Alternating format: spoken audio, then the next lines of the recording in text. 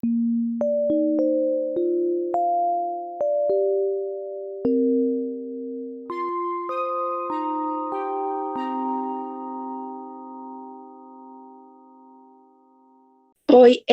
nos convoca una charla bastante interesante, implicaciones perioperatorias de las coagulopatías hereditarias, a cargo de la doctora Alejandra Bedoya, residente de anestesiología de la Universidad de Antioquia.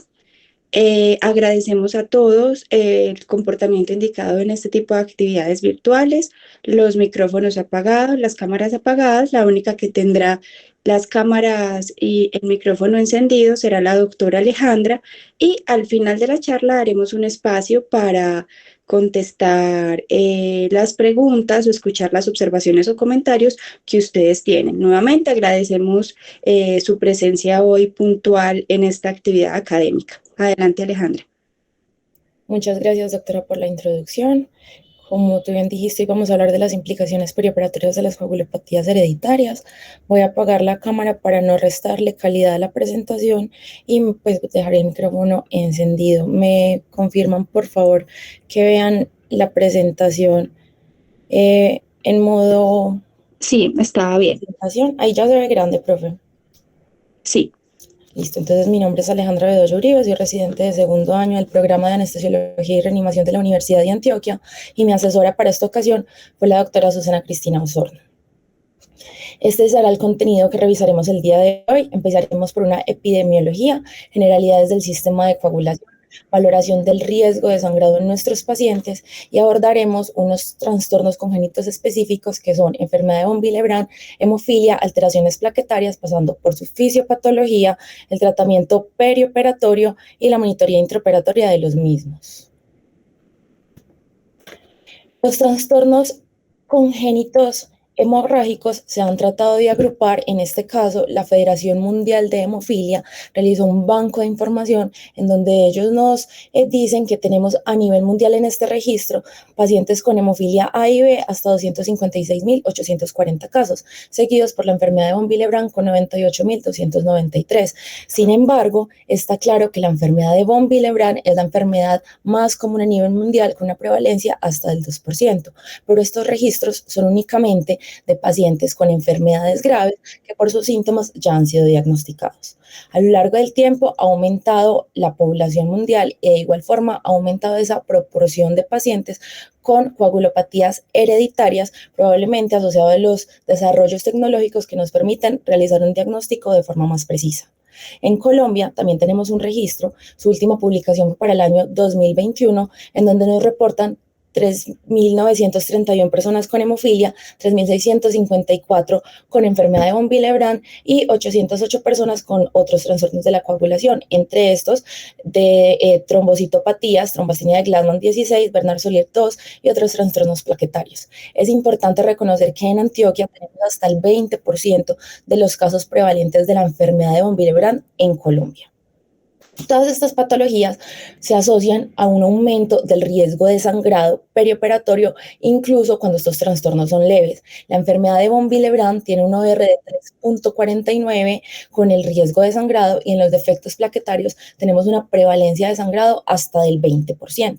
Estos pacientes los podemos llevar a la cirugía de forma segura, siempre y cuando estemos en una institución idealmente de tercer nivel y que se especialice en el manejo de estas patologías, tengamos un grupo multidisciplinario compuesto por hematología, anestesiología y cirujanos que estén idealmente acostumbrados a tratar este tipo de patologías. Se realice una planeación preoperatoria adecuada en donde se tengan las diferentes terapias de reemplazo y los laboratorios para guiar su manejo. El sistema de coagulación es entonces un equilibrio entre tener sangrado y trombosis. Para tratar de entender este sistema se han propuesto diferentes teorías. La más aceptada actualmente es la teoría celular de la coagulación, que consta de 3 fases: iniciación, amplificación y en la propagación. En la fase inicial vamos a tener el factor tisular, que se expresa cuando tenemos alguna lesión vascular y se asocia con el factor 7A, que es el único factor que está activado en una pequeña proporción a nivel plasmático. Esta unión me va a generar la activación directa del factor 10 10A y del factor 10 y la activación indirecta a través del factor 9. Esto genera una pequeña formación de trombina, aproximadamente del 5 al 10% de la trombina total, y esa trombina asociado al calcio plasmático y a los fosfolípidos de la plaqueta va a generar como un feedback para activación masiva de las plaquetas y activación de los factores 5, 8, 9 y 11. En la fase de propagación ya va a ocurrir es una formación masiva de factor 10A y finalmente la trombina a través del complejo de tenaza intrínseca formado por el factor 9, 8 y 5, aumento del factor 10A y finalmente llevará a la formación de fibrina. Otra de las teorías inicialmente descritas para tratar de explicar el sistema de coagulación es la teoría clásica. En esta vamos a separar una vía intrínseca que se activa por factores de contactos, llegando finalmente nuevamente a nuestro complejo de tenaza para activar el factor 10 y a través de la vía extrínseca que se da nuevamente por el factor tisular y factor 7, llegando a la vía común. Tenemos entonces diferentes elementos que nos van a permitir tener esa hemostasia. Está el endotelio, las plaquetas, los factores, siendo muy importante el factor 1 o fibrinógeno y la fibrinólisis. Esto nos va a permitir tener una hemostasia primaria en donde actúa el endotelio, las plaquetas y me crea un trombo blanco o plaquetario inicial que va a ser transitorio en el tiempo y lo vamos a ver afectado en la enfermedad de von Willebrand o en las trombocitopatías.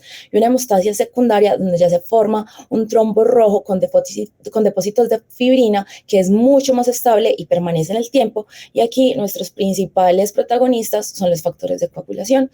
Todas estas alteraciones de la hemostasia las podemos tener de forma congénita o las podemos adquirir a lo largo de la vida. En esta ocasión hablaremos de esas coagulopatías hereditarias. En un paciente que me llega a mi valoración preanestésica y no tiene el rótulo de coagulopatía, que va a ser la mayor parte del tiempo, ¿cómo lo puedo identificar como un paciente con alto riesgo de sangrado? ¿Tiene alguna utilidad los paraclínicos de rutina? Se ha demostrado que los paraclínicos de rutina como el TP, TPT, hemogramo, plaquetas no tienen ninguna relevancia en la tamización de las coagulopatías. Apenas 3% de los pacientes a los que le enviemos estos paraclínicos de forma rutinaria van a tener alguna alteración en ellos sin significar directamente que tengamos alguna coagulopatía. Esto va en concordancia con las guías de manejo de sangrado perioperatorio que nos dice que se recomienda el uso de cuestionarios estandarizados de sangrado sobre el uso de tamización con las pruebas convencionales de la coagulación. ¿Cuáles van a ser entonces esas herramientas? Son las herramientas de valoración de sangrado o VATS por sus siglas en inglés, que se realizan en los pacientes en los cuales sospechamos una coagulopatía y que tengan baja probabilidad.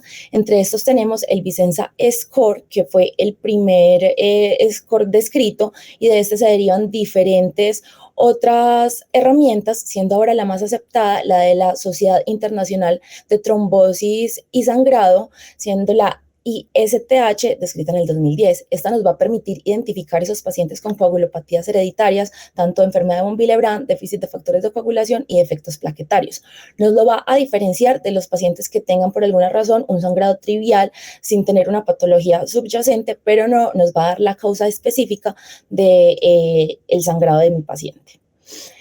La ISTH, que es ahora la que nos proponen usar de forma rutinaria para poder tener unos datos universales, tiene unas diferentes categorías y nos van a dar un puntaje de 1 a 4 según la severidad del sangrado. Realizar este cuestionario completo puede tomar hasta 40 minutos, lo cual no sería útil pues, en una valoración preanestésica de rutina. Sin embargo, traigo las diferentes categorías porque sí podemos hacer un interrogatorio rápido preguntando por sangrados y antecedentes quirúrgicos, y si llegamos a tener una alerta, realizar ahora sí la herramienta completa. Los valores van a depender de la población. Para mujeres menor a 6, hombres menor a 4 y niños menor a 3 como normal. Esta tiene un buen rendimiento con un valor predictivo negativo mayor al 99%. Sin embargo, cuando se utiliza en poblaciones con riesgo aumentado como pacientes con antecedentes familiares o con sangrado masivo o llamativo en un reto hemostático previo, baja su rendimiento hasta un valor predictivo negativo de 66%. ¿Qué estudios iniciales entonces puedo realizar a mi paciente una vez lo identifiqué con una de estas herramientas como con alto riesgo de sangrado o tengo un antecedente de sangrado familiar? Voy a tener unos estudios de primera etapa. En esos está el TP, TPT, recuento plaquetario, extendido de sangre periférica, fibrinógeno, actividad del factor de von Willebrand y agregometría plaquetaria cuando lo tengamos disponible. La recomendación es repetir TP, TPT y el recuento plaquetario, ya que por cuestiones de toma de la muestra y realización de la prueba pueden salir afectados. Después de que tengamos estos estudios de primera etapa, vamos a derivar nuestro paciente a donde el especialista que va a continuar los estudios, ya sea hematología o medicina interna, y él ya realizará pruebas específicas en una segunda etapa para la coagulopatía que se sospeche. Si me llega mi paciente con esos paraclínicos iniciales porque alguien más lo solicitó o yo lo solicité, puedo hacer como una lectura inicial de los mismos. En hemofilia A o B puedo tener el TTP prolongado. Sin embargo, si este es normal, no me descarta una posible hemofilia leve. En enfermedad de von Willebrand puedo tener el TTP normal o prolongado, recuento plaquetario normal y reducido. Y en las alteraciones plaquetarias puedo tener el recuento normal cuando se trata de trastornos cualitativos o reducido cuando son trastornos cuantitativos de las plaquetas. Puntos clave hasta este momento es que los trastornos hereditarios de la coagulación son poco frecuentes, pero tienen implicaciones perioperatorias importantes, por lo cual se deben conocer. En la valoración preanestésica se debe hacer un interrogatorio dirigido a identificar sangrados anormales o esos antecedentes familiares que requieran estudios adicionales. No se debe realizar estudios de coagulación de forma rutinaria, ya que tienen muy bajo rendimiento para identificar una coagulopatía subyacente. Vamos a entrar ahora a hablar de cada una de las coagulopatías hereditarias que dijimos al inicio. Vamos a empezar con la enfermedad de von Willebrand. Este es el desorden hemorrágico hereditario más común. Tiene una prevalencia de hasta el 1 al 2% de la población, con 100 casos sintomáticos por 1.000.000 de habitantes y aún más esos casos no sintomáticos. El patrón de herencia será autosómico dominante, hasta el 50% de la descendencia tiene el riesgo de tener esta enfermedad y se trata de un trastorno cuantitativo o cualitativo del factor de von Willebrand. El factor de von Willebrand es producido por el endotelio vascular y por los megacariocitos y se va a almacenar en multímeros de diferentes tamaños, siendo los de mayor actividad los de alto e intermedio tamaño. La función del factor de von Willebrand es facilitar la adhesión de las plaquetas, la activación plaquetaria y funciona como una proteína transportadora del factor 8. Al estar unido a este factor 8, lo protege de su degradación. Es importante conocer los subtipos o la clasificación de la enfermedad de von Willebrand, ya que esto tiene implicaciones en su presentación, en su fenotipo de sangrado y también en el manejo perioperatorio. En el tipo 1 vamos a tener niveles bajos del factor de von Willebrand circulante, ya sea por una alteración de la liberación de los cuerpos de Weibel-Palade en las plaquetas o una degradación aumentada. Tipo 2 tenemos una actividad del factor disminuida y en el tipo 3 tenemos una ausencia total del factor de von Willebrand circulante, teniendo también bajos niveles del factor 8, ya que como dijimos previamente, este es un factor protector. El tipo 2 tiene unos subtipos que también son importantes por implicaciones en el manejo. En el 2A tenemos una unión deficiente a plaquetas, mientras que en el 2B esta afinidad a las plaquetas estará aumentada. En la 2M esa afinidad es solamente parcialmente reducida y en la 2N tenemos esa afinidad reducida por el factor 8.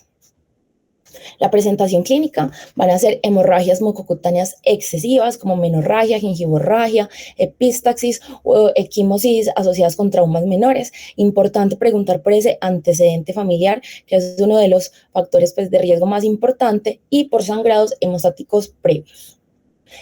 ¿Cuáles son los laboratorios que debería tener antes de un acto quirúrgico en este tipo de pacientes? Idealmente el antígeno de von Willebrand, que me va a medir la cantidad de factor en plasma, la actividad del cofactor de ristocetina, que mide directamente es la actividad de ese factor de von Willebrand, y la concentración del factor 8.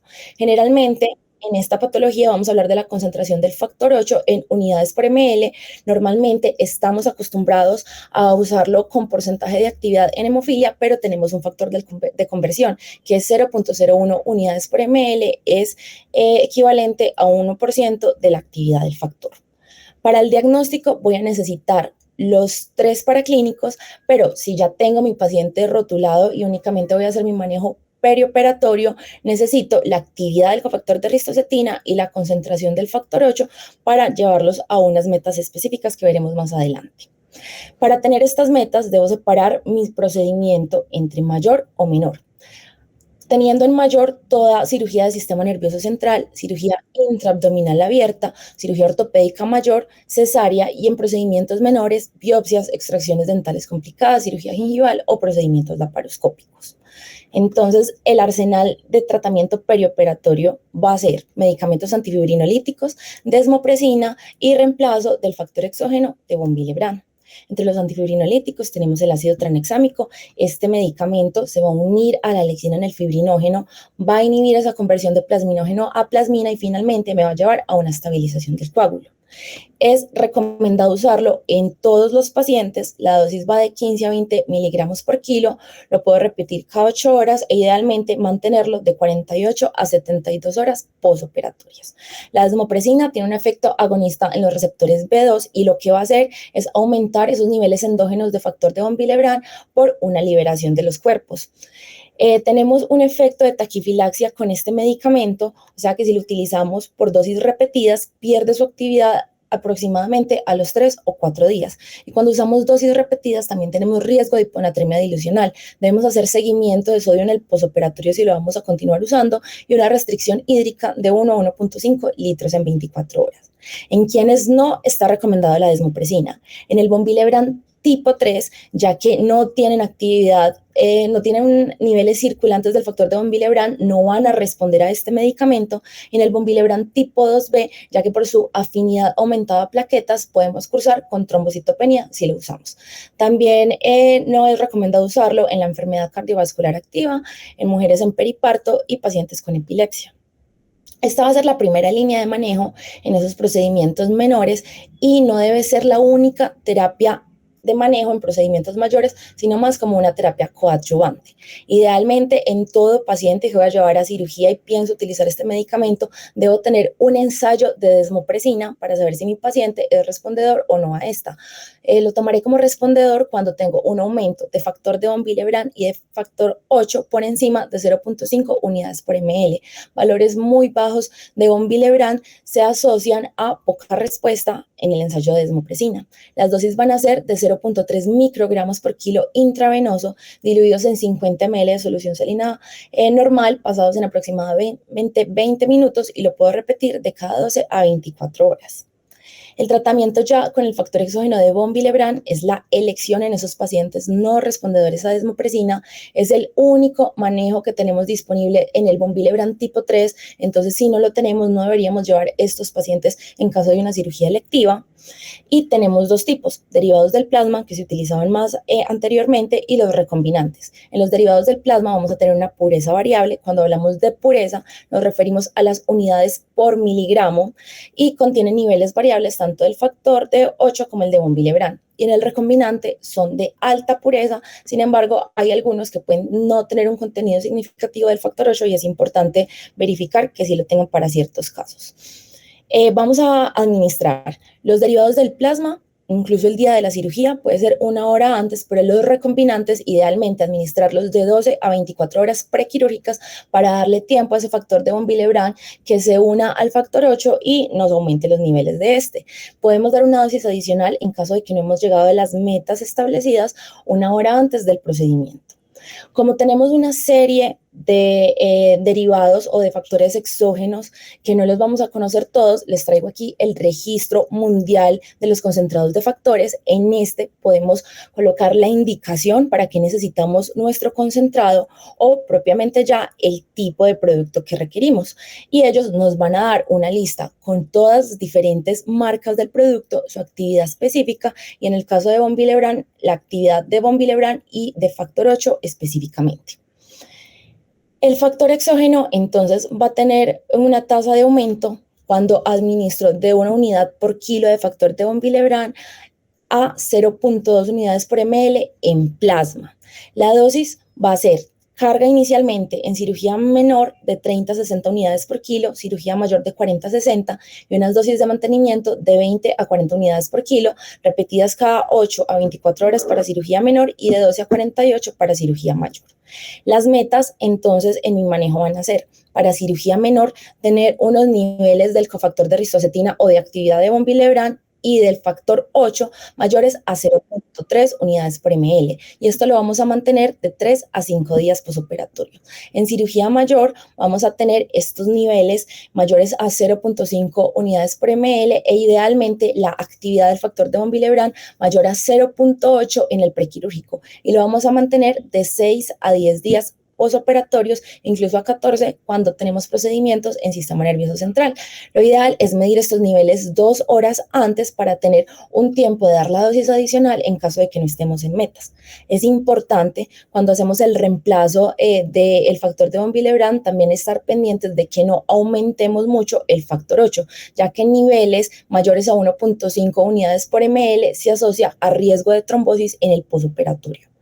Si mi paciente me ingresa de emergencia porque tenemos un sangrado activo o ya estamos en el intraoperatorio y tengo un sangrado no esperado, si tengo una hemorragia moderada voy a utilizar desmopresina cuando mi paciente responda y concentrado de factor de von Willebrand, muy importante, ya con el factor 8 asegurarme de que este esté disponible de 40 a 60 unidades por kilo y si es grave de 60 a 80 unidades por kilo. En cuanto a la monitoría intraoperatoria, todos conocemos los test viscoelásticos con sus ventajas de tener una monitoría global de la coagulación y de tener resultados en tiempo real. Sin embargo, no está muy claro si para las coagulopatías hereditarias este tiene un papel importante. En cuanto a la tromboelastografía, con la activación del factor de von Willebrand teníamos una limitante y es que al no tener esa fricción por estrés no teníamos activación del mismo. Para esto se adicionan una serie de reactivos como es el kaolin que me va a activar la vía intrínseca y el factor tisular que me activa la vía extrínseca. Voy a verificar el tiempo K y el tiempo R en la tromboelastografía. Este es un estudio retrospectivo publicado en el 2011 donde trata de verificar si el TEC es útil para identificar esos pacientes con von Willebrand. Ellos tenían 29 pacientes con enfermedad de von Willebrand tipo 1 y únicamente encontraron que 3 pacientes tenían la tromboelastografía alterada. Sin embargo, después midiendo el tiempo K junto con la tasa de formación de trombina, se encontró que estos podían ser sensibles en detectar esos pacientes con actividad del factor de von Willebrand menor a 30 unidades por decilitro, con unas buenas áreas bajo la curva. Entonces nos queda como la propuesta de que la tromboelastografía sí puede llegar a tener alguna cabida en esos pacientes con unos fenotipos más graves y con unos valores menores de la actividad de von Willebrand. Nuevamente, tenemos otro estudio en 2016, este es un casos y controles en el cual tenemos 100 pacientes con enfermedad de von Willebrand y 89 años. Tenemos la tromboelastografía en donde se encontró que el tiempo R tenía un buen rendimiento con un área bajo la curva de 0.85 y que incluso el índice de coagulación, que es como un parámetro que evalúa de forma global la coagulación de mi paciente, con un área bajo la curva de 0.99. Mientras que para el ROTEM, en sus pruebas de INTEM y EXTEM, tenemos muy bajo rendimiento y esto va en concordancia con la descripción inicial del creador de la prueba, quien dice que idealmente no utilizarlo en enfermedad de von Willebrand.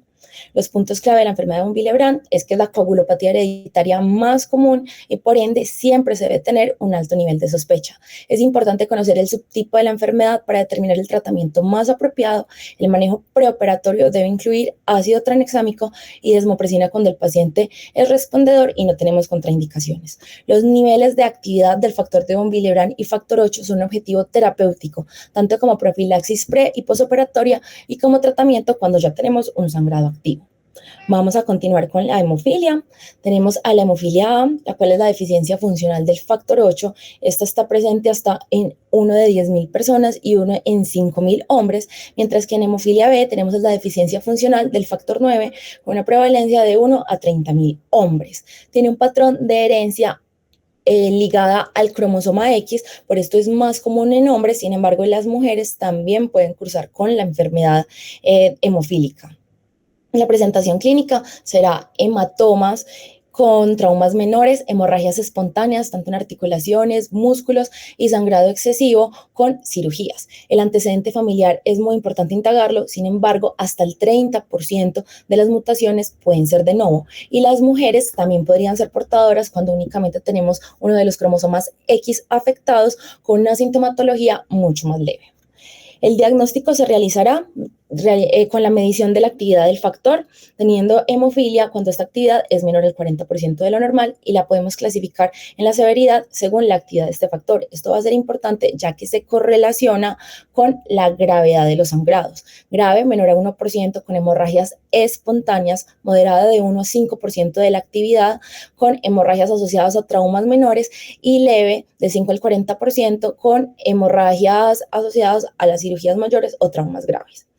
El tratamiento será nuevamente ácido tranexámico como coadyuvante con las dosis de 15 a 20 miligramos por kilo, la desmopresina cuando mi paciente sea respondedor después del ensayo de desmopresina, pero será útil únicamente en hemofilia A, que es el déficit del factor 8.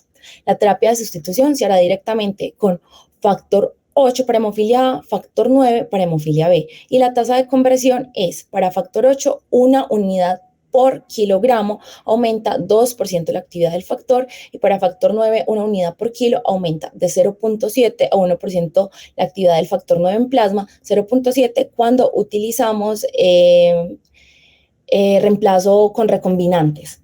La forma de cálculo será entonces para el factor 8 peso en kilos por el nivel deseado, que miraremos más adelante cuál es para cada uno de mis escenarios quirúrgicos, por 0.5. Y para el factor 9, el peso en kilos por el nivel deseado dividido 0.7, que es el recombinante, y son los que utilizamos comúnmente para esta patología. Nuevamente les traigo los diferentes tipos de concentrados de factor que tenemos con su actividad específica, tanto para el factor 8 y el factor 9. Y las metas en mi perioperatorio serán para cirugía mayor en el pre tener niveles del factor de 60 a 80 y en el posoperatorio va a depender según los días posoperatorios en los que nos encontremos. 60 a 80 para el primer a tercer día, 40 a 60 del cuarto al sexto, 10 a 20 de 7 hasta los 14 días. Y en cirugía menor de 40 a 80 en el preoperatorio y en el posoperatorio de 20 a 50, manteniéndolo hasta el quinto día posoperatorio. Los inhibidores es importante encontrarlos en la población hemofílica cuando están presentes. Estos son aloanticuerpos IgG contra el factor específico y el diagnóstico lo podemos hacer a través de una prueba de mezclas cuando cogemos el plasma de mi paciente que tendrá un TTP prolongado y al mezclarlo con el plasma de un paciente sano no llega a valores normales, o propiamente con el ensayo de Nijmegen-Bethesda, que es mucho más específico y me da valores absolutos de los inhibidores. Se recomienda hacer la medición de estos inhibidores en todo paciente con hemofilia que vaya a ser llevado a un procedimiento quirúrgico y en esos pacientes que en el posoperatorio no responden de igual forma al reemplazo con los factores.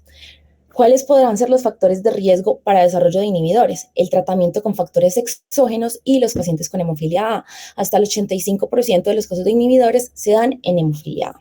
El tratamiento serán agentes que aumenten esa actividad del complejo de tenaza intrínseca. Vamos a tener entonces inhibidores según el tipo de hemofilia para el factor 8 y para el factor 9 y lo que yo voy a tratar de hacer es como hacer un bypass de esos inhibidores y llegar finalmente acá abajo para aumentar el factor 10. Los agentes que me aumentan esta actividad son el factor 7 recombinante, que lo voy a utilizar de 90 microgramos por kilo en 2 a 3 dosis y concentrado del complejo de protrombina de 75 a 85 unidades por kilo. Es importante tener precaución de no usarlo cuando mi paciente está en terapia con emicizumab en hemofilia A, ya que la asociación de estos dos se lleva a un riesgo de trombosis elevado en el posoperatorio. Si mi paciente tiene un sangrado activo que pone en riesgo la vida, debo aumentar rápidamente los niveles del factor de 80 a 100% e incluso las guías de emergencia de manejo de hemofilia tienen como un eslogan que es tratar primero, investigar luego. No debo retrasar mi manejo por hacer pruebas o por realizar procedimientos como invasivos. Lo primero es hacer el reemplazo del factor. Para hemofilia A será concentrado de factor 8, 40 a 50 unidades por kilo y hemofilia B, factor 9 de 100 a 120 unidades por kilo. En cuanto a la monitoría intraoperatoria, tenemos nuevamente nuestras pruebas viscoelásticas. Aquí vamos a tener una activación de la vía intrínseca, que con el TEC será con Kaolin, y verificaré el tiempo R para el inicio del coágulo, y en el ROTEM será con la prueba INTEM, propiamente el tiempo de coagulación. Estas pruebas viscoelásticas serán útiles en el diagnóstico. Aquí les traigo una gráfica en la cual tenemos en la A un paciente normal, mientras que en la gráfica E se trata de un paciente con hemofilia grave con valores menor a 1% de actividad del factor. También son útiles para la titulación de la dosis de la terapia de reemplazo. Acá tenemos un paciente con hemofilia A que tiene unos tiempos R prolongados previo a la administración de factor 8 y posterior a la administración de factor 8 tenemos ya unos tiempos normales, entonces en este paciente no requeriría dosis adicionales del concentrado. También es útil para definir el tiempo de una nueva dosis de la terapia de reemplazo. En este caso tenemos dos pacientes con hemofilia A. En la línea A tenemos antes de la administración del reemplazo de los factores. En la B, una vez ya di una dosis de factor 8, y en la C hasta 48 horas posteriores a la reposición del factor 8. En el paciente A vemos como ya tiene un muy mal perfil de coagulación, mientras que en el paciente 2 aún tenemos un perfil de coagulación favorable. Entonces en este paciente podría espaciar un poco más la administración de estas dosis. En el caso de los inhibidores, tanto el TEC como el ROTEM han tenido utilidad. Vemos aquí un paciente que ya tiene diagnóstico de hemofilia en la línea A, y también tenemos diagnóstico de inhibidores en este paciente. En la línea B se administra factor 7 recombinante con una respuesta parcial, y en la línea C se administró concentrado de complejo protrombínico con una respuesta mucho más favorable. Entonces sería el que utilizaríamos idealmente en caso de un evento quirúrgico. Los puntos clave de hemofilia es que siempre se debe indagar por la severidad de los síntomas, ya que se correlaciona con los niveles de la actividad del factor. Siempre se debe hacer búsqueda activa de inhibidores para definir el manejo. Estos son más comunes en la hemofilia A y en quienes han recibido factores recombinantes. El tratamiento se hace con compuestos que aumenten la actividad del complejo de tenaza. En caso de sangrado que pone en riesgo la vida, se debe dar concentrados de factores lo más rápido posible, incluso antes de tomar niveles de la actividad. Y la prueba viscoelásticas se van posicionando como una guía de manejo individualizada con tratamientos y dosis específicas para cada paciente. Ya por último, hablaremos de las alteraciones plaquetarias. Estas son menos comunes, se reportan de 14.000 casos sospechosos al año y confirmados 5.600 de forma anual a nivel mundial. Las podemos clasificar como defectos cualitativos cuando tenemos una alteración en la función, o defectos cuantitativos cuando ya el problema es propiamente en el número de plaquetas. La presentación clínica va a ser muy similar: sangrados mucocutáneos que se presentan a temprana edad y con traumas menores. Y ya para adentrarnos en el sangrado quirúrgico tenemos muy poca bibliografía. Sin embargo, este es uno de los estudios más importantes en el cual se abordó como el manejo en estos desórdenes plaquetarios congénitos. Es un estudio retrospectivo y ellos evaluaban las complicaciones hemorragias asociadas a cirugía. Valoraron 829 cirugías en 423 pacientes que ya tenían un diagnóstico confirmado, 238 con alteraciones en la función plaquetaria y 185 con alteraciones en el recuento. Ellos tuvieron 59% de cirugías mayores y encontraron que en todas las cirugías tenían un sangrado excesivo hasta en el 20% de las cirugías, y no tenían diferencias entre los modelos de cirugía mayor, menor y extracción dental. Sin embargo, al ver propiamente la patología plaquetaria, se encontró que las alteraciones en la función tenían mucho más riesgo de sangrado que las alteraciones del recuento, y los modelos quirúrgicos más asociados con sangrado fueron la cirugía cardiovascular y la cirugía urológica. Debo entonces utilizar profilaxis en los pacientes con alteraciones plaquetarias congénitas. En este estudio, nuevamente, pues tenemos como la información. Ellos encontraron que al administrar manejo profiláctico tenían una reducción del sangrado de 41% al 21%.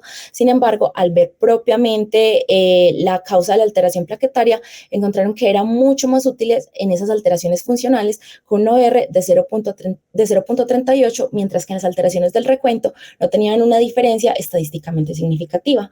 Los tratamientos con mejor rendimiento fueron la desmopresina con un OR de 0.13, los antifibrinolíticos con un OR de 0.31 y este también tenía utilidad en esas alteraciones del recuento, disminuyendo su prevalencia de sangrado hasta 6.7%.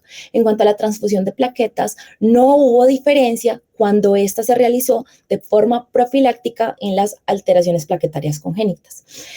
Esto va en concordancia con las guías de manejo de sangrado perioperatorio, quienes nos dicen que no se recomienda realizar transfusiones de plaquetas perioperatorias de rutina en los pacientes con desórdenes plaquetarios hereditarios.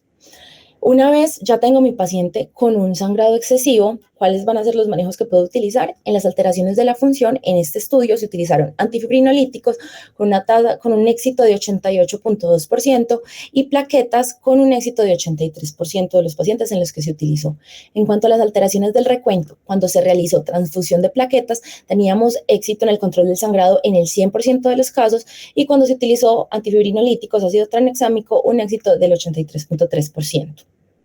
En cuanto a la monitoría intraoperatoria de las alteraciones plaquetarias, tenemos el PFA100 y el PFA200 por su versión más moderna. Esto nos permite la medición in vitro de la adhesión, activación y la agregación plaquetaria y va a ser útil en el estudio de esas trombocitopatías, tanto congénitas como las adquiridas, y para planear un adecuado prequirúrgico y una vez ya tenemos las manifestaciones hemorrágicas, guiar nuestro manejo.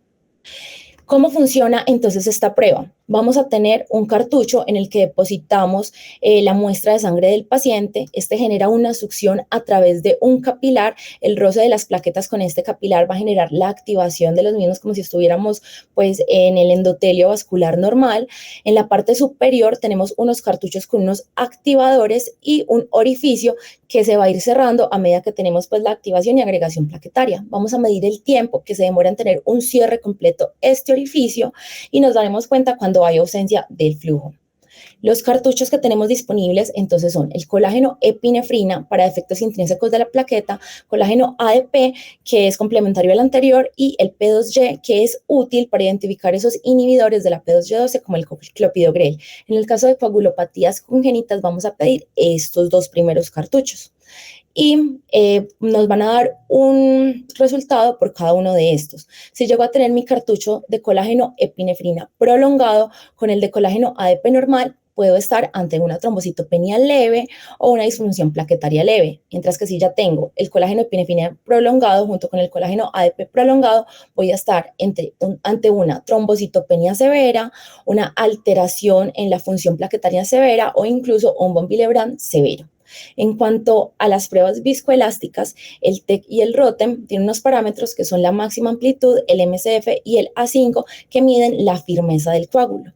Estos no miden únicamente la función plaquetaria, sino también la función del fibrinógeno. Entonces, ¿yo cómo puedo estar seguro que la alteración de estos valores es por la función de las plaquetas? Existen los test de inhibición plaquetaria.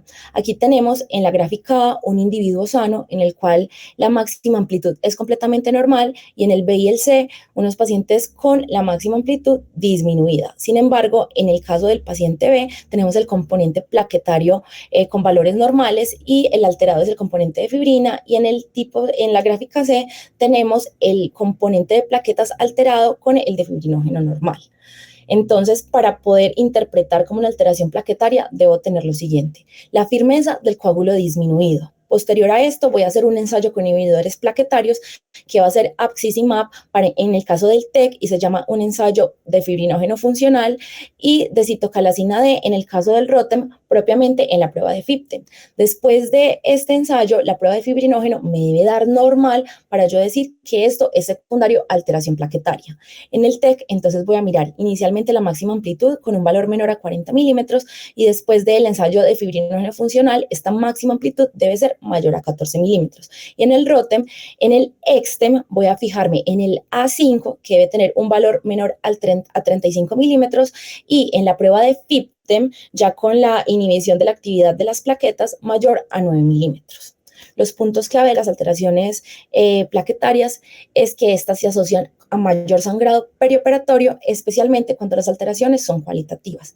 El manejo profiláctico tiene mejores tasas de éxito en las patologías funcionales, mientras que los antifibrinolíticos tienen buenos resultados en las trombocitopenias. No se debe realizar transfusiones de plaquetas de forma rutinaria, pero sí son una estrategia necesaria cuando ya se tiene un sangrado activo. Hay diferentes pruebas en el punto de cuidado que pueden ser útiles en revelar de manera rápida el déficit del elemento plaquetario en la vía de coagulación. Ya las conclusiones globales de la charla que les traigo son que los trastornos hereditarios de la coagulación, aunque poco comunes, se asocian a complicaciones en cirugía. Cuando se sospecha una coagulopatía en el escenario de la cirugía electiva, debe ser siempre estudiada y en el escenario urgente realizar tratamiento empírico con ayuda de los test a la cabecera del paciente. El tratamiento de cada patología tiene sus particularidades, pero en general los pilares de manejo serán antifibrinolíticos, desmopresina y reemplazo con concentrado del factor específico o transfusiones plaquetarias. Las pruebas viscoelásticas tienen un papel creciente en la monitoría intraoperatoria de los trastornos congénitos de la coagulación. Sin embargo, aún se necesitan estudios adicionales para establecerlos como una herramienta rutinaria. Muchísimas gracias.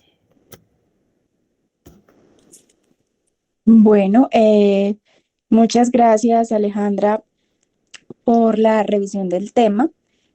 Una revisión bastante extensa de la literatura, una revisión muy juiciosa y una búsqueda de fuentes, no solo en la literatura, sino de expertos, bastante interesante para traerles hoy a ustedes, a quienes participan de esta actividad académica de la sección de anestesiología de la Universidad de Antioquia, digamos, un buen resumen basado en la evidencia, en lo que hoy está escrito y se sabe de estas patologías que, aunque no son comunes, pueden traer grandes complicaciones perioperatorias y llevar a la muerte a nuestros pacientes o a grandes complicaciones posteriores. No sé si tienen dudas, preguntas o comentarios para hacerle a nuestra expositora hoy. Diego es el profesor Diego Zuluaga. Sí, señora. Adelante, bueno, y agradecerle de antemano a Diego porque también le hizo un acompañamiento a Alejandra en la preparación de este tema, él como experto en trastornos de la coagulación en el perioperatorio. Adelante, Diego. Lo primero es felicitar a Alejandra porque la verdad la revisión fue muy extensa y creo que es un compendio bastante completo del espectro de complicaciones hemorrágicas hereditarias que podemos tener en el perioperatorio. Yo tengo solamente un comentario adicional y es el siguiente. Dentro de todo el armamentario que tenemos para diagnóstico, lo más importante donde empieza todo es un alto índice de sospecha y por lo tanto los cuestionarios que Alejandra mostró son fundamentales, están validados mejor que cualquier otra prueba en todas las guías internacionales de sangrado perioperatorio. Y en ese punto, lo que uno tiene que hacer es, después de tener cualquier alerta en el cuestionario, pues enfocar el paciente, sobre todo si va para un procedimiento mayor, en general si va para cualquier procedimiento quirúrgico o cualquier, sea cirugía o procedimiento, pero que tenga algún riesgo de sangrado, pues obviamente hay que enfocar a este paciente, estudiarlo adecuadamente y de manera multidisciplinaria, esto es muy importante, preparar cuál va a ser el orden de intervención en este paciente si se presenta un trastorno hemorrágico o en los casos donde hay enfermedades severas como en la hemofilia, en las hemofilias o en la enfermedad de von Willebrand, sobre todo tipo 3, tener un plan coordinado con hematología y con las demás especialidades involucradas para que este paciente pueda salir adelante, pueda tener una buena evolución y no se presenten complicaciones mayores.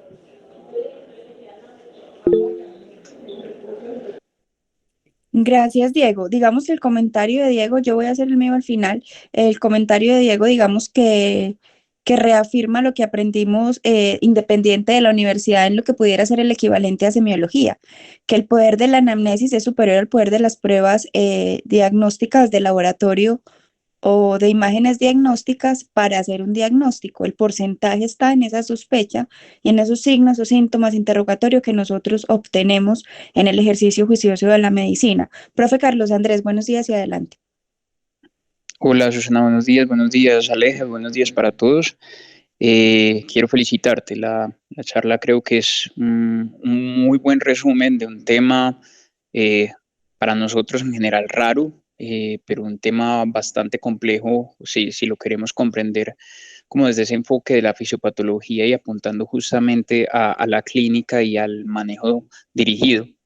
Eh, Quiero hacerte la pregunta a ti y también abrirla a los expertos, sobre todo a Diego, que probablemente es la persona en el sitio donde trabajamos que habitualmente está como relacionado más con este tipo de enfermedades y con este tipo de trastornos.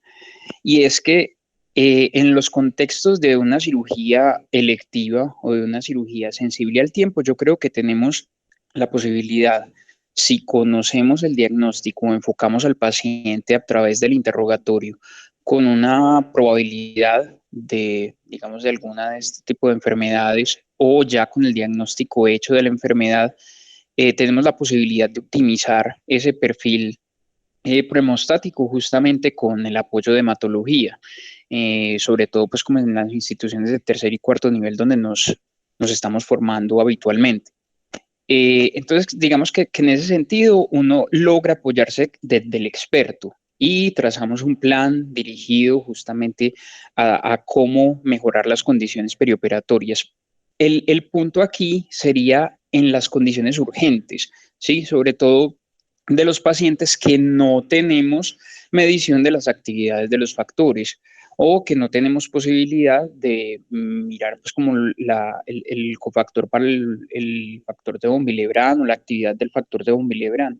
En ese caso puntual, digamos que específicamente el manejo dirigido para la hemofilia, por ejemplo, los factores puntualmente, para el factor de la enfermedad de von Willebrand, la desmopresina específicamente, eh, digamos que cuál sería el papel específico para esa situación urgente.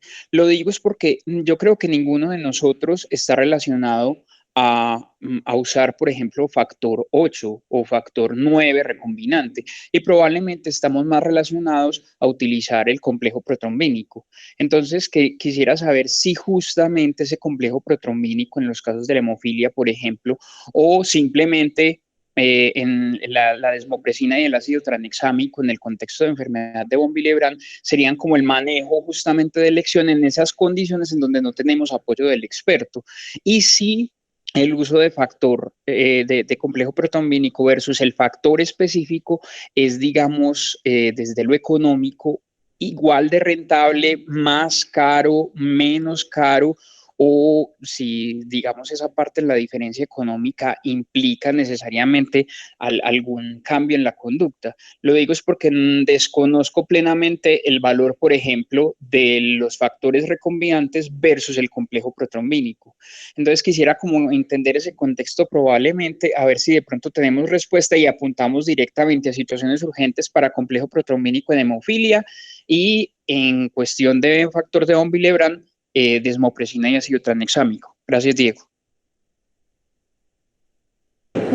Antes de darle la palabra a Diego, que te la voy a dar, sí quiero escuchar primero la respuesta de Alejandra. Esto hace parte de la actividad y de la evaluación de la actividad, la respuesta a preguntas de los profesores, que indudablemente puede ser complementada por otros. Adelante, Alejandra, antes de darle la palabra a Diego. Listo, profe Carlos, muchas gracias por el comentario.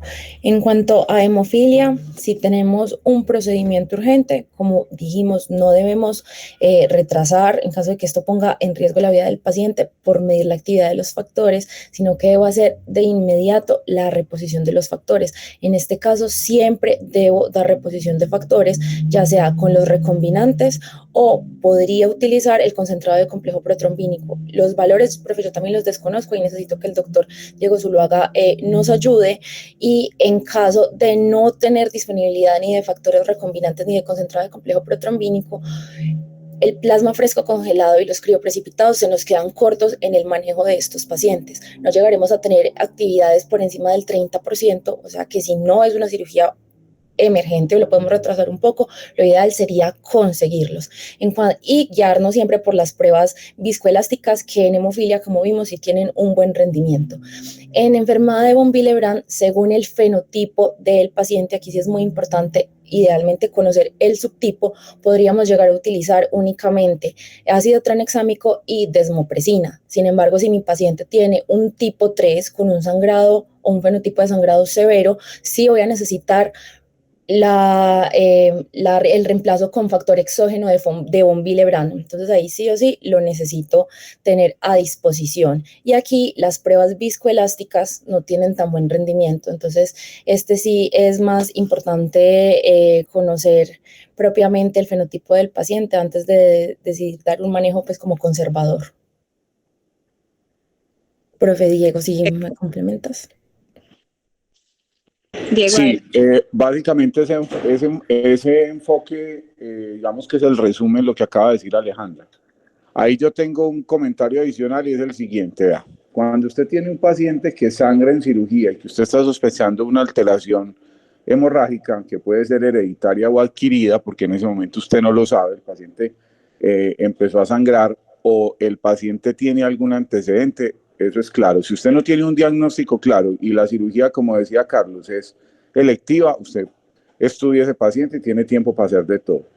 Normalmente, el escenario más retador para nosotros es aquel escenario donde usted tiene un paciente que va a una cirugía urgente o emergente y llega con el diagnóstico ahí y usted tiene que saber en ese momento qué herramientas puede usar o de qué herramientas va a echar mano para tratar de que ese paciente salga adelante. Con los hemofílicos es poco probable que nos pase eso. ¿Por qué? Porque normalmente cuando el hemofílico tiene una situación urgente o emergente, ellos tienen, digamos, algunas redes de apoyo que ya están, digamos, sensibilizadas y ellos ya saben, los pacientes tienen información de que si en un momento dado van a asistir a la clínica, tienen algún evento que no sea un trauma severo, por ejemplo, que es el peor escenario, pero que sea, por ejemplo, que un paciente de esos le dicen que tiene una patología abdominal y lo van a operar, ellos tienen redes y en ese momento inclusive la familia le puede ayudar a uno para ser un enlace para conseguir el concentrado de factor 8 o el concentrado de factor 9 para un paciente con hemofilia A o con hemofilia B. Entonces, eso es una situación en hemofilia que de pronto nos puede ayudar y esas redes de apoyo de los pacientes son muy importantes. El otro escenario es aquel paciente que tiene una patología que va para cirugía ya o el paciente que se llevó a cirugía y empezó a sangrar. En ese paciente yo tengo que hacer un enfoque global si no conozco el diagnóstico y eso nos puede pasar con las alteraciones congénitas o hereditarias de las plaquetas y nos puede pasar también con pacientes que tienen diagnóstico de enfermedad de von Willebrand, diagnóstico no, que tienen enfermedad de von Willebrand y no tienen diagnóstico. En esas situaciones uno va a echar mano, pues obviamente en el primer caso de la disfunción plaquetaria, va a echar mano obviamente de la desmopresina y los test viscoelásticos nos pueden ayudar a sospechar que ese paciente tenga una alteración. Yo combino los test viscoelásticos, en nuestro caso en la institución el Rotem, lo puedo combinar con un recuento plaquetario. Generalmente las alteraciones funcionales son, digamos, más frecuentes y más ruidosas que las alteraciones de número, pero a no ser que sean alteraciones de número muy extremas, o sea, recuentos por debajo de 20.000 plaquetas. Pero generalmente las alteraciones hereditarias son una cuestión de función, más no de número. Entonces, en ese escenario, la desmopresina y el test viscoelástico combinado con el recuento nos puede dar una buena herramienta de diagnóstico y de manejo asociado a que en un momento dado yo puedo tener que tomar la decisión de adicionar una transfusión plaquetaria para ese paciente que tiene una alteración hereditaria de plaquetas y tiene un sangrado que en el momento puede estar amenazando la vida. En el otro caso puede ser una enfermedad de von Willebrand no diagnosticada, que es frecuente, digamos, recordemos que más o menos el 1% de la población mundial tiene enfermedad de von Willebrand, es más frecuente en unas poblaciones que otras, y yo no sé si ustedes están enterados, pero hay creo que es un solo estudio o un par de estudios que hicieron hace un tiempo aquí y en nuestra región, en la región de Antioquia, hay, digamos, una incidencia importante de pacientes con enfermedad de von Willebrand. Entonces, muchos de estos pacientes, el problema es que no llegan estudiados y ahí hay una cosa. Si yo tengo una situación de sangrado, no voy a retrasar, obviamente, haciendo mediciones que tampoco, yo no puedo pedir unos niveles de factor 8 y una prueba de cofactor de ristocetina para que me digan si el paciente tiene enfermedad de von Willebrand, pero lo que sí tengo que hacer es hacer una intervención, que esa intervención va a estar basada, obviamente, en desmopresina, que si el paciente soy tan, digamos, de malas, por decirlo así, que tiene una enfermedad tipo 3, pues la desmopresina no le va a servir para nada y va a tener que hacer otro tipo de intervenciones. ¿Qué es lo importante? Lo importante es tener un alto índice de sospecha en esos escenarios, en los algoritmos de sangrado. La enfermedad de von Willebrand, de nuevo, sin diagnóstico, se vuelve casi que una enfermedad de descarte. O sea, si usted ya descartó los otros trastornos hemorrágicos de la coagulación, generalmente, si usted está sospechando que aún no tiene diagnóstico y el paciente sigue sangrando, usted debe sospechar que de pronto es una enfermedad de von Willebrand y hacer el manejo. ¿Cuál es ese manejo? No vamos a tener medición de factores, no vamos a tener comprobación. La única opción es echar mano de la desmopresina, echar mano de el ácido tranexámico y mirar si las pruebas viscoelásticas tienen alguna otra alteración que corregir, porque en un perioperatorio o en un intraoperatorio mejor, pues puede haber varias alteraciones de la coagulación al mismo tiempo si el paciente ya ha estado sangrando. Pero definitivamente el escenario más retador es este, o sea, cuando yo no tengo diagnóstico, cuando yo no sé qué está pasando, pues tengo que echar mano de la clínica y tengo que echar mano de las herramientas diagnósticas que tengo. Afortunadamente, pues, si uno tiene test viscoelásticos y lo combina con pruebas convencionales, pues va a poder tener una orientación hacia el manejo. Diego, gracias, Diego. Antes de darte la palabra, Carlos, gracias, Diego, por la intervención y complementar la respuesta de Alejandra. Son dos cosas muy importantes. La primera, usted puede estar en un escenario de urgencia, pero tener el diagnóstico como antecedente patológico del paciente. Y puede estar en un escenario de práctica de la anestesiología, donde usted sabe que tiene una hemofilia, sabe que tiene una enfermedad de von Willebrand o un trastorno hereditario de las plaquetas, sea por función o por número, pero usted está en un escenario de urgencia y usted, a pesar de que conoce el algoritmo terapéutico de ese paciente, usted no tiene los recursos. En ese escenario usted tendrá que llevar al paciente a cirugía y activar todas las posibilidades de red que tenga para tratar eso que usted ya sabe que tiene el paciente. Angustiante, pero entonces usted por lo menos sabe cuál es el tratamiento y tendrá que activar red, que esperamos que en el escenario en el que usted esté, usted lo pueda hacer. El otro escenario es en el que el paciente sangra, pero usted no tiene antecedente, usted no sabe que el paciente sufre de la enfermedad. Y acá sí es importante porque acá hay estudiantes. Acá es importante que ustedes sepan que los trastornos hemorrágicos de la coagulación más frecuentes en el escenario perioperatorio no son los hereditarios, son los adquiridos. Entonces, que lo primero que usted tiene que hacer como herramienta de pensamiento es descartar los adquiridos y activar los algoritmos que usted conoce de los trastornos de la coagulación adquiridos, empezando por factores de riesgo, porque está sangrando, porque está coagulopático, lo más frecuente asociado a ese escenario perioperatorio y a ese contexto clínico que lo lleva a la urgencia quirúrgica. Descartando esto, usted tendrá que empezar a pensar y a activar todo eso que nos acabó de enseñar Alejandra y que nos acabó de enseñar Diego, ¿cierto? Pero lo más importante es que ante la ausencia de diagnóstico, pues donde usted no tiene ese antecedente, usted tiene que pensar que lo más común son los trastornos adquiridos y no los hereditarios. Adelante, Carlos. No, gracias, Susana. Creo que nos haces un resumen pues como puntual de la conducta. La pregunta última que quisiera hacer como para redondear ese punto de la atención urgente emergente, sobre todo en los pacientes con hemofilia.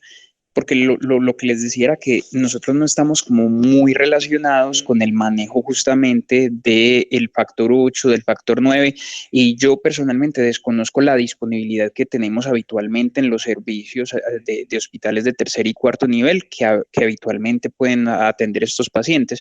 Entonces, lo que digo es que en esos manejos específicos, cuando el paciente ya tiene el diagnóstico hecho y estamos ante una situación en donde la activación de la red probablemente se nos queda corta para la atención de los pacientes, porque es un sangrado urgente o un escenario de sangrado emergente claramente. Quisiera puntualmente conocer la percepción de Diego, si el uso de complejo protrombínico termina siendo en ese contexto equivalente al uso de los complejos o de los factores más bien recombinantes específicos, o si definitivamente es como lo único que tenemos, porque claramente estoy seguro que si tenemos el chance y el paciente viene con un sangrado que no lo está inestabilizando, que no está comprometiendo su vida, claramente tenemos chance de activar la red y seguro aparecerá pues como el factor específico. Lo que me preocupa a mí es el escenario puntual del sangrado emergente, con riesgo de inestabilidad hemodinámica y con riesgo de la vida para el paciente en donde no tenemos el factor específico. Gracias. Entonces, Carlos, mira, esa situación, digamos que también se puede dividir en dos. Si yo tengo un hemofílico que está sangrando y no tengo el factor específico, la idea es que la única opción real que yo tengo es usar o FEIBA, ¿sí? Que el FEIBA es factor 8 y que es el que más disponible está en los servicios de tercer y cuarto nivel cuando usted lo solicita en la farmacia. Si usted solicita FEIBA, en muchos sitios hay y lo puede usar.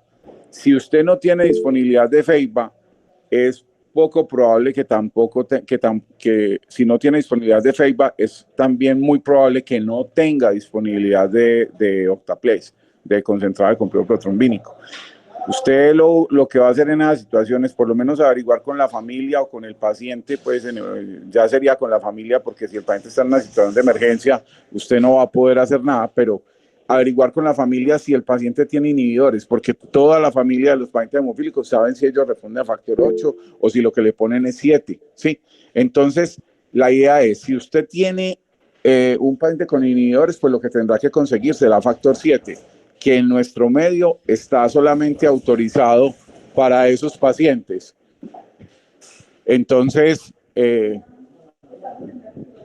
en ese orden de ideas, la disponibilidad del 7 también es difícil de conseguir, pero los pacientes hemofílicos, como tengo, tienen red. Si no hay 7 y si no hay FEIBA, usted lo único que tendría la única opción que tendría es mirar si tiene concentrado de complejo protrombínico y usarlo, ¿sí? Ese concentrado de complejo protrombínico le va a ayudar a manejar el sangrado y a salir, digamos, de esa situación de emergencia inicial. Pero claramente hay que decir que ese paciente debe recibir, si no tiene inhibidores, el otro, el concentrado normal tan pronto esté disponible. Como les digo, en pacientes hemofílicos es muy importante hacer uso de la red que el paciente tiene. La familia y el paciente hemofílico tienen una red de apoyo que muchas veces es muy superior en efectividad a lo que uno puede hacer como solicitud en un hospital. O sea, la familia tiene formas de ayudarle a uno a conseguir, obviamente, el factor. Y mientras tanto, pues hay que usar el concentrado de complejo protrombínico porque sería la única herramienta que tenemos.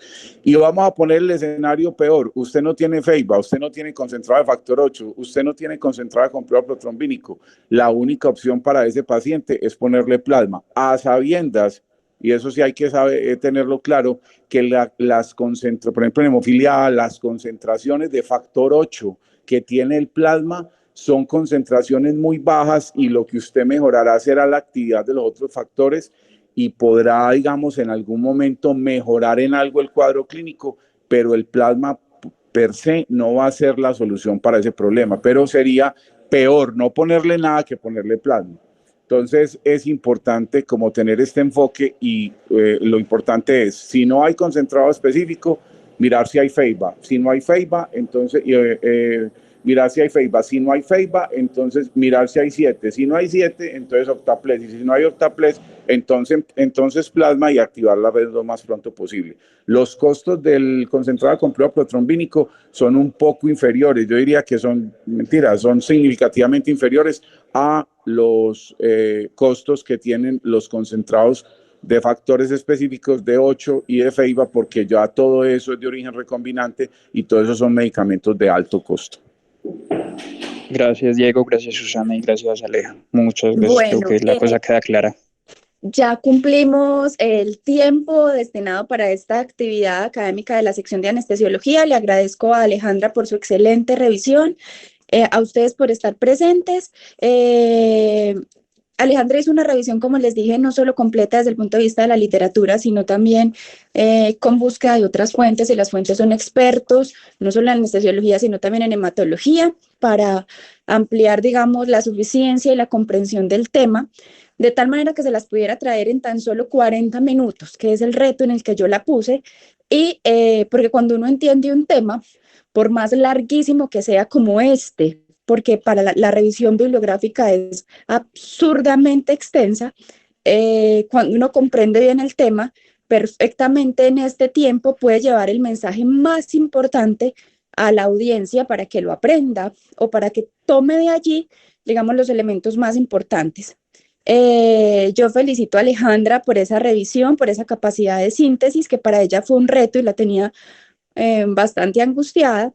Y agradezco, por supuesto, a los asesores que también me acompañaron para que Alejandra pudiera traer esta charla a todos ustedes. Que tengan un feliz resto de semana y gracias por su presencia en las actividades académicas de la Universidad de Antioquia. Feliz día.